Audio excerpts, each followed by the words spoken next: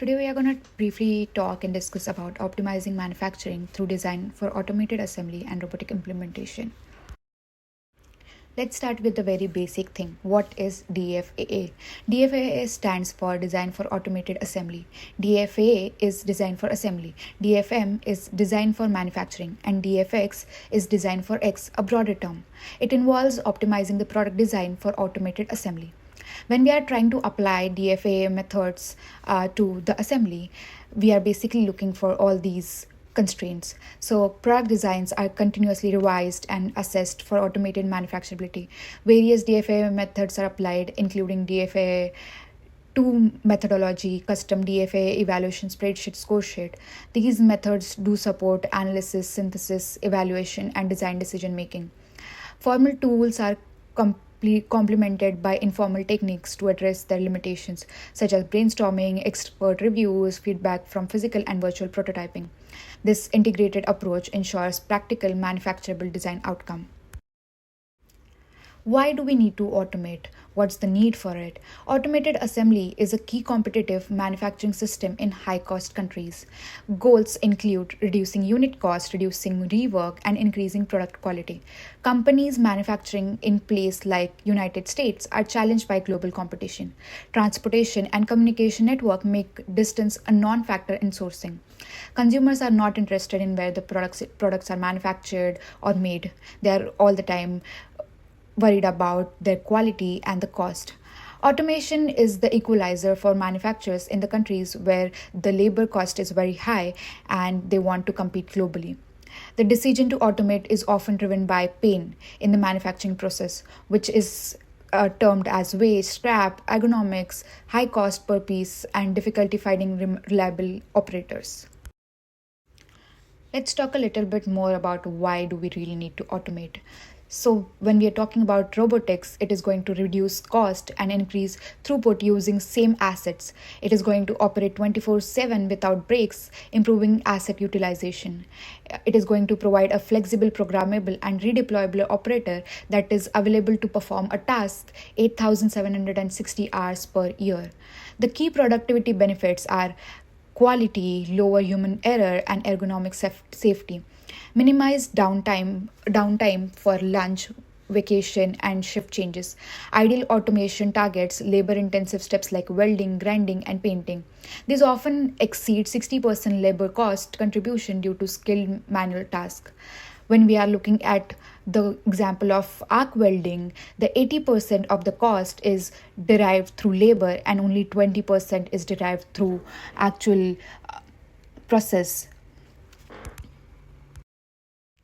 Here is a simplified version or simplified application through which we can compare how the efficiency ratings are with respect to manual and robotic efficiency.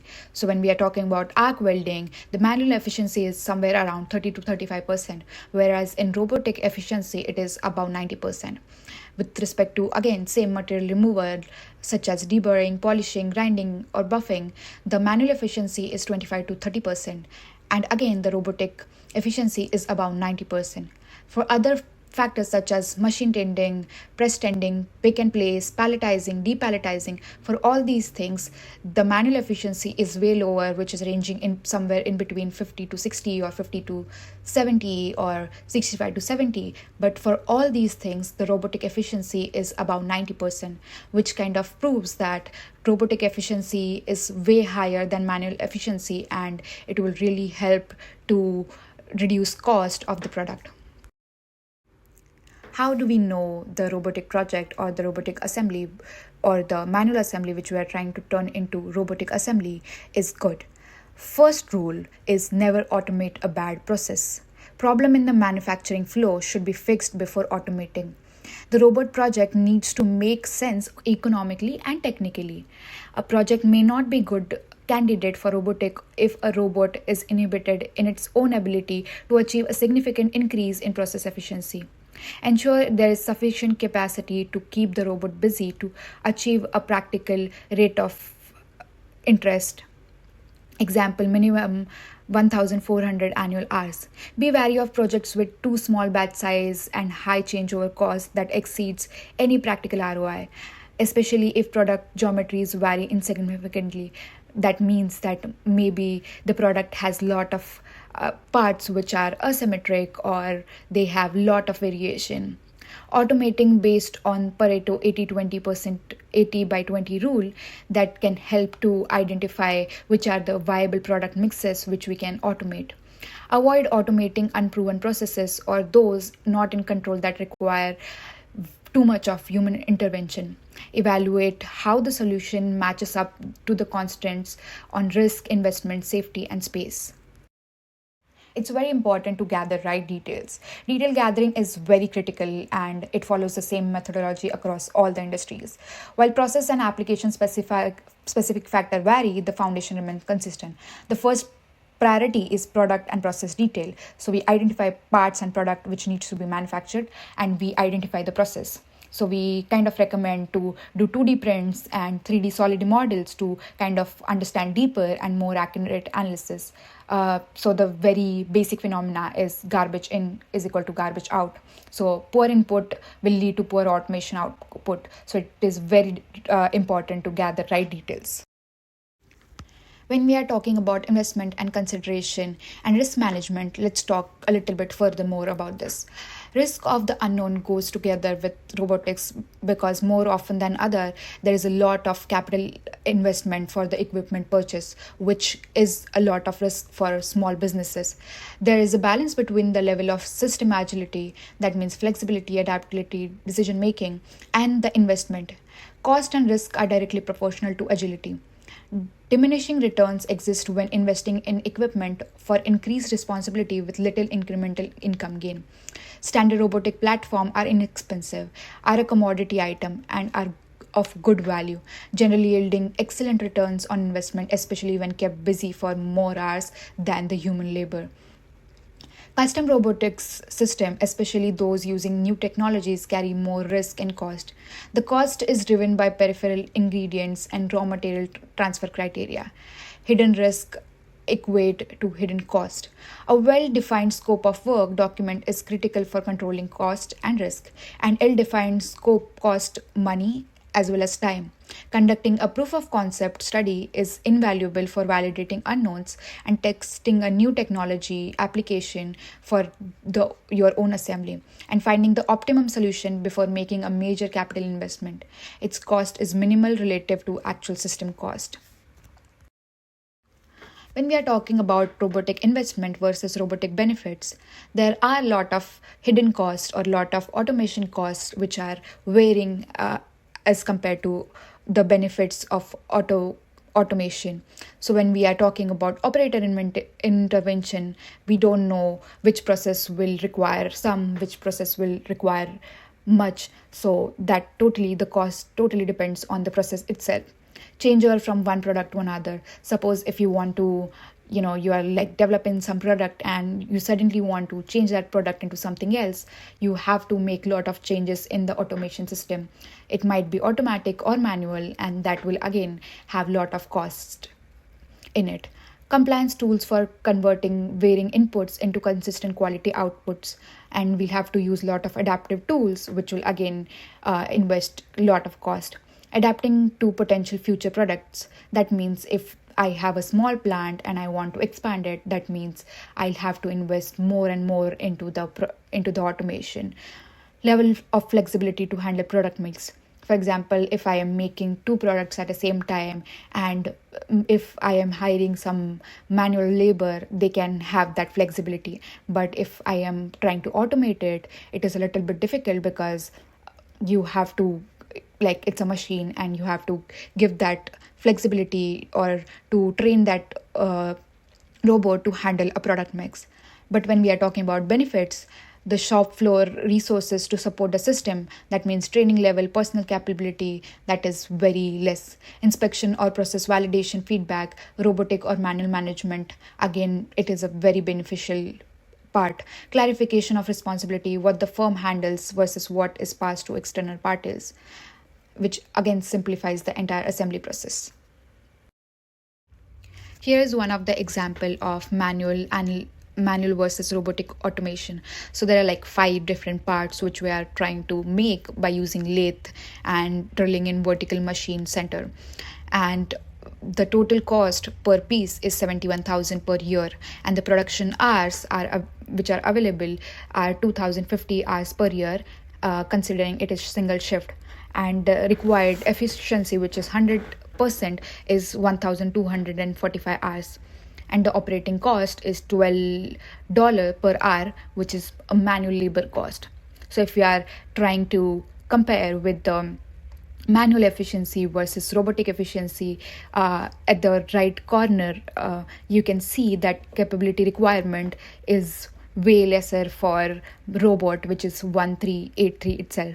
The extra capacity in 1 year is for manual is in negatives, but in robot it is way higher as compared to manual labor.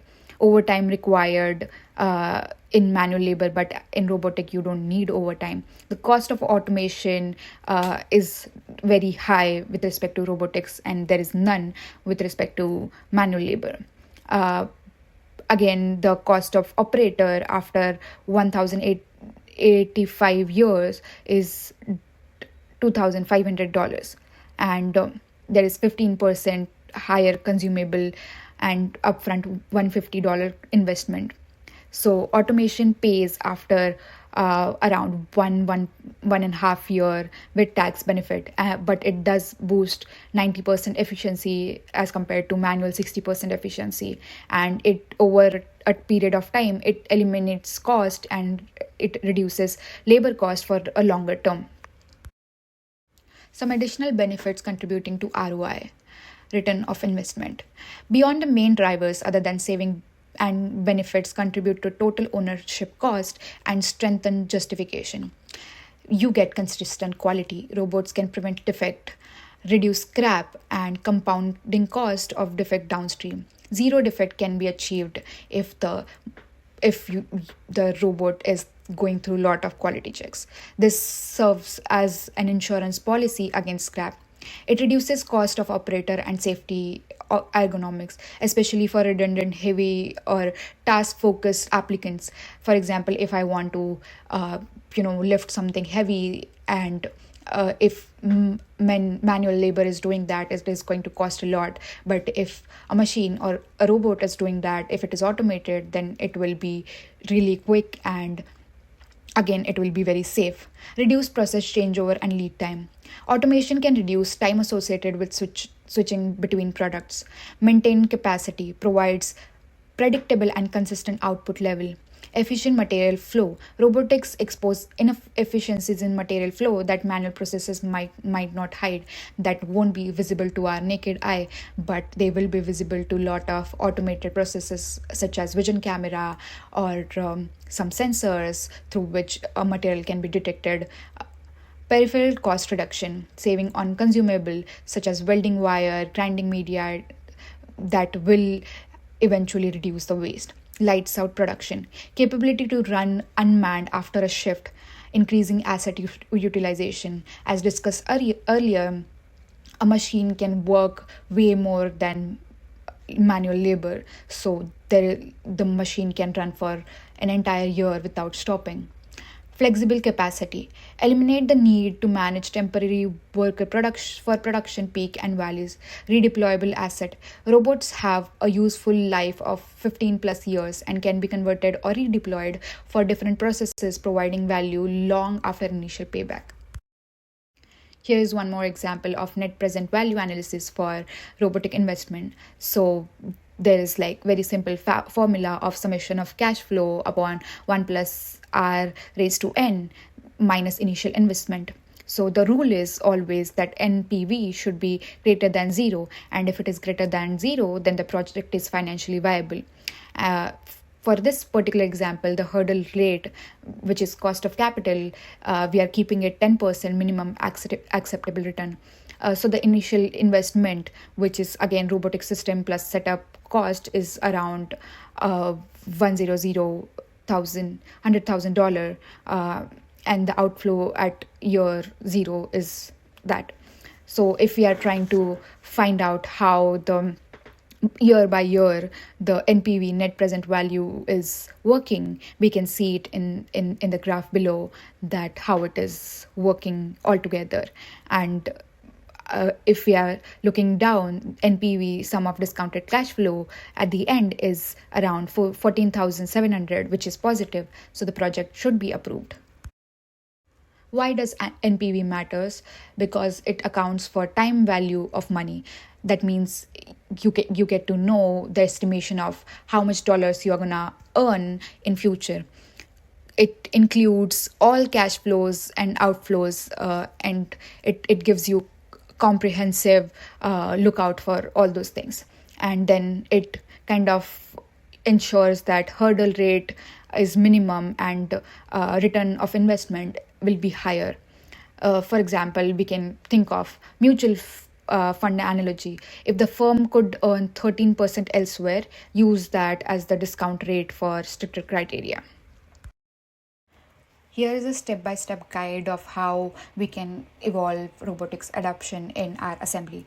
So, first we identify the need. That means we first ask what is the pain in your current process. It might be high scrap or waste, ergonomic risk, labor shortage, uncompetitive costs, and a lot of other things. Is there management support for this automation or not? What are the financial benchmark? That means return of investment or payback period or hurdle rate. What are all those things? We need to define that before we start looking into it. Then we have to define the process. That means we'll have to start with low risk, high reward project, which will give us quick win. Then we'll select the products or processes which will automate into high volume with simple geometry. The product design criteria, we can decide it through put requirements, quality standards, space constraint, safety and ergonomics goal. The first step to identify the need, and the key tasks are to estimate the rough cost of the robot, or of the entire integration of all of the training of all the manual labor. And then we talk about risk assessment. That means the technical feasibility or financial exposure which will be there. Preliminary solution design. So we'll start with cell layout, and we'll think about cycle time analysis and all those things, and then we'll move forward. And then last is resource planning. So we'll think about internal team versus integrators, operator training needs, and all of those factors. Next, when we are talking about, again, evaluating robots for adoption, the next step is to identify the design criteria. That means the NPV should be greater than 0, and we kind of use 10% of discount rate as a benchmark. Then when we are talking about payback, it should be less than 3 years, which is usual in the industry, and the technical risk should get mitigated.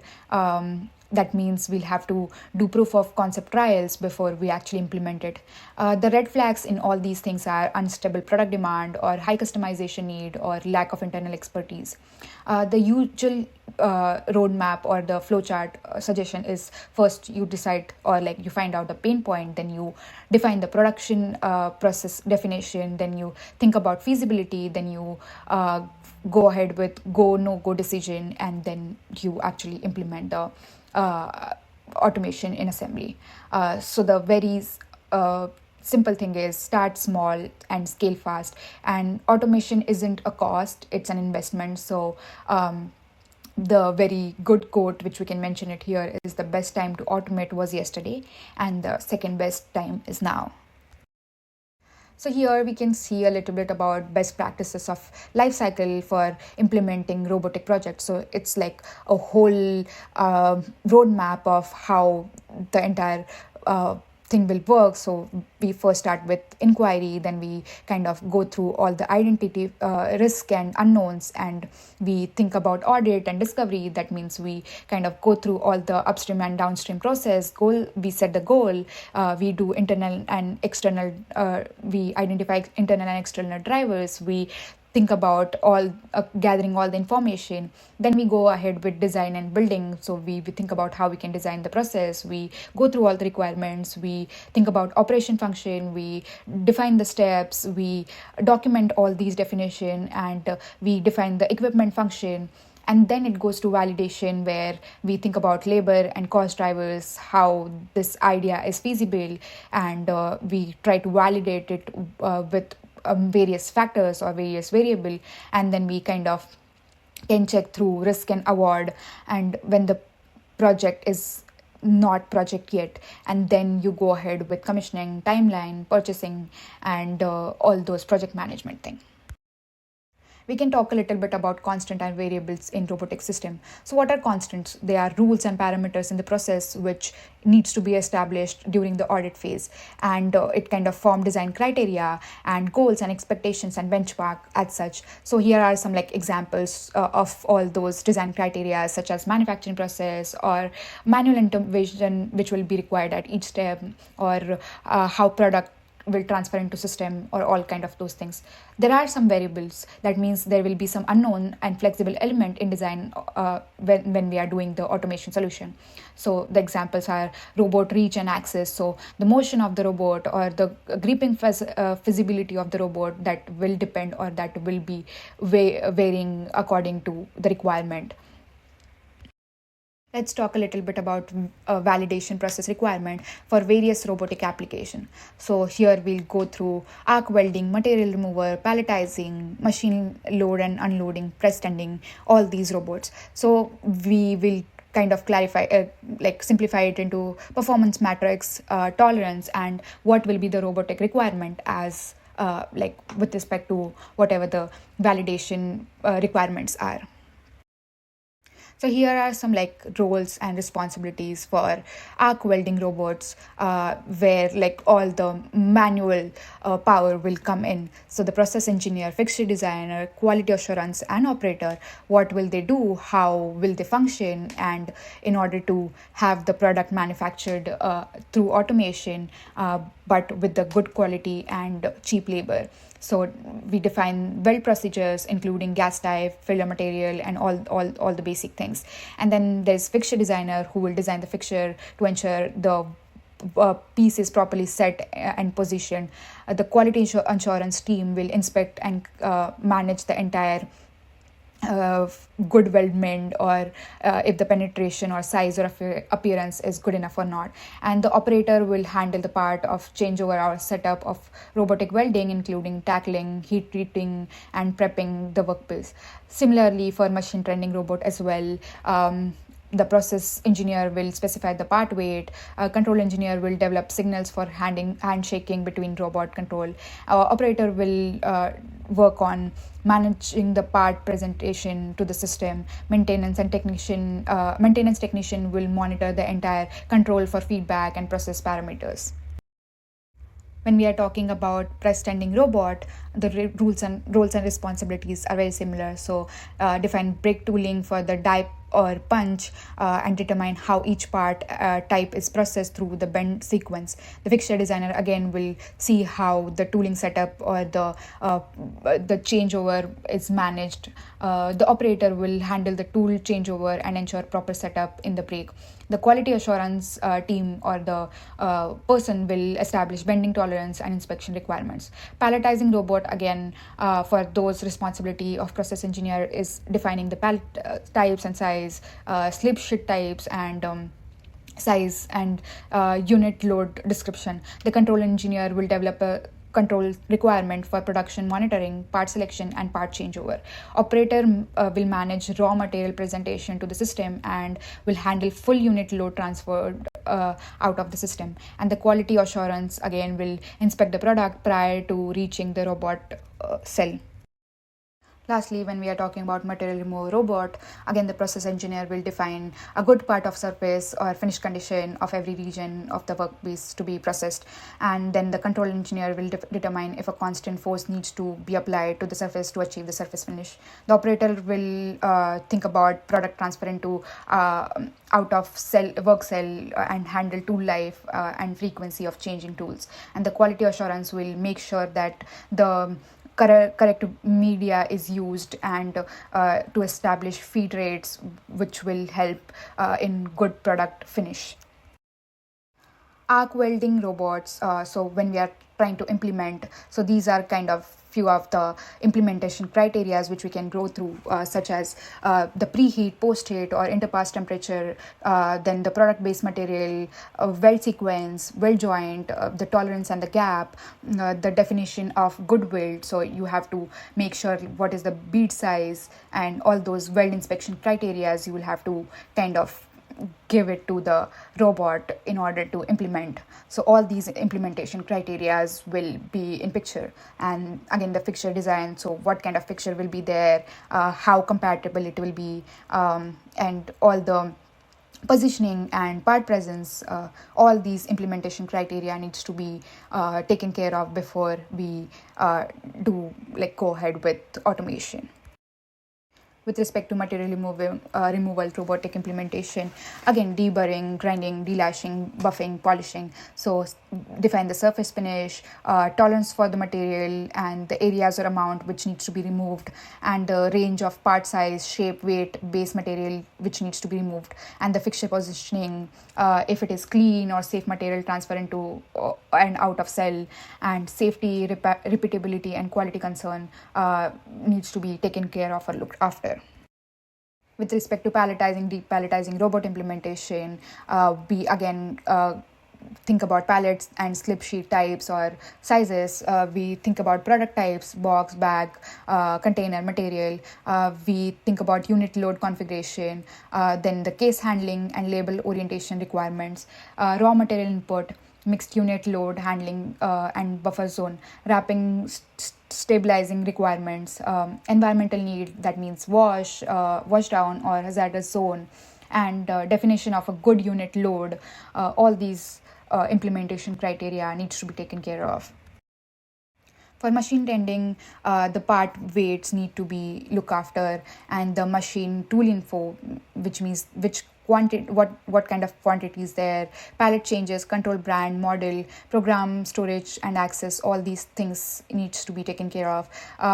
Cutting cycle time, inspection, tool life tracking and adjustment frequency, system feedback and control integration, air blow off requirements for part cleanliness. These are all the robotic implementation criteria for machine tending. Lastly, for press tending, the criteria are very similar to earlier, that is part and blank weights, thickness and base of the material, then press details, what will be the bed size, what kind of control system will be used. We need to make sure the tolerances and are given, and the inspection methods are predefined, the plastic covering for stainless steel parts, and the layout for robotic access without cycle interruption, and the potential for robot assisted tool changes. All these things needs to be taken care of, or all these criteria needs to be followed before implementation of robotic press tending.